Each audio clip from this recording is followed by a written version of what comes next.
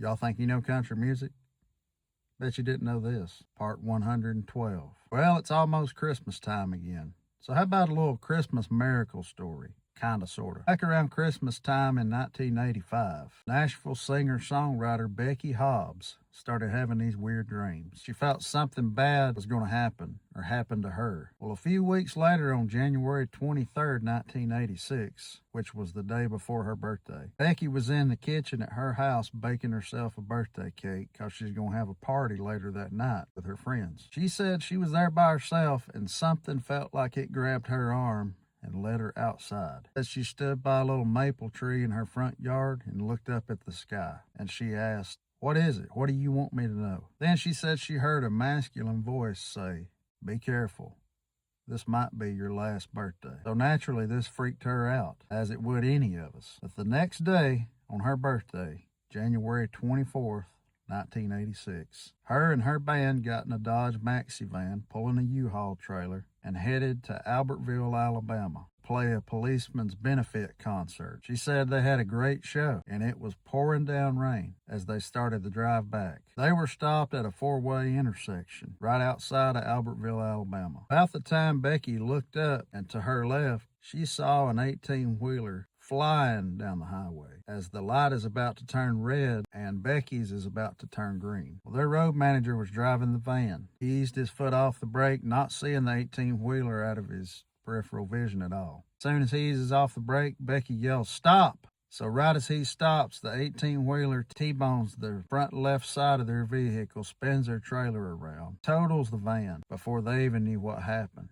Miraculously, they all escaped with just some cuts and bruises and nothing more serious. Had she not yelled stop and they would have kept going just a few inches more, they probably all would have been killed. Once everybody realized what happened, Becky felt that the messages she'd been getting was from her guardian angel. So Becky wrote down a line in her little notebook. The line said, "I believe there are angels among us." And she tried to write a song, came up with a melody, most of the chorus, but she was so attached to it personally, she just could not write the verses. She worked on the song for 7 years. In Christmas of 1992, she was sitting in her father, who had passed, old recliner, and it just hit her. She had to finish this song. So a few weeks later, in January 1993, she made a phone call. It was to a mentor, a good friend, and a legendary songwriter, Don Goodman. And she told Don she had this great idea for a song, but she just could not get it finished. She said she wanted to write a song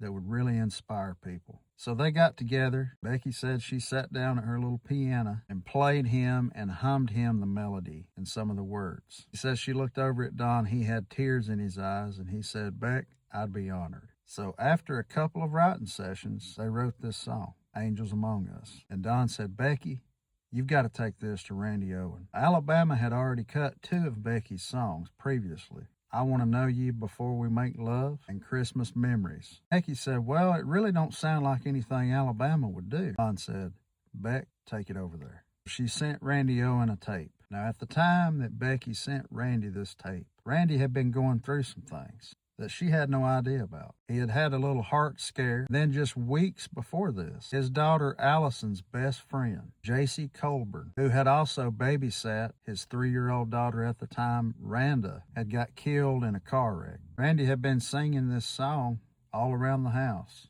to his wife Kelly and his girls. And one day his 3-year-old daughter Randa asked him to sing J.C.'s song. Randy said, "Which one is that?" Randa said, "The one about angels."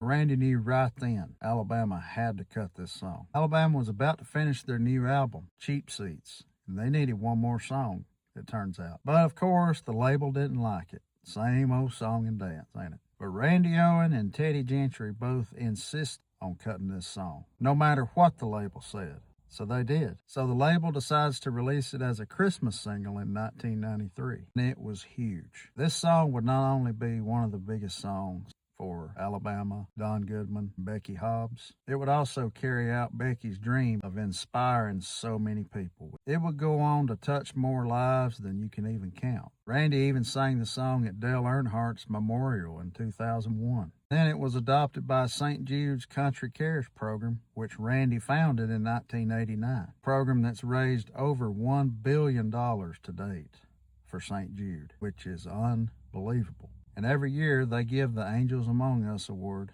to country performers that come once a year to the benefit that Randy hosts. And that's just a few of the stories that this song has done for people's lives. Never was a #1 song, but it's one of the most identified songs for Alabama. They got more letters written to them about this song than anything they've ever done. What a great song and what a gift from God. Thank you, Becky Hobbs, for surviving to tell this story. Thank you, Don Goodman, for telling this story. And thank you, Randy Owen and Teddy Gentry, for pushing back against RCA. You knew what you had. Touched millions of lives, and still are to this day. Let me know in the comments what you think about this song. I appreciate y'all, and I'll see you on the next one. I believe there are angels among us, sent down to us from some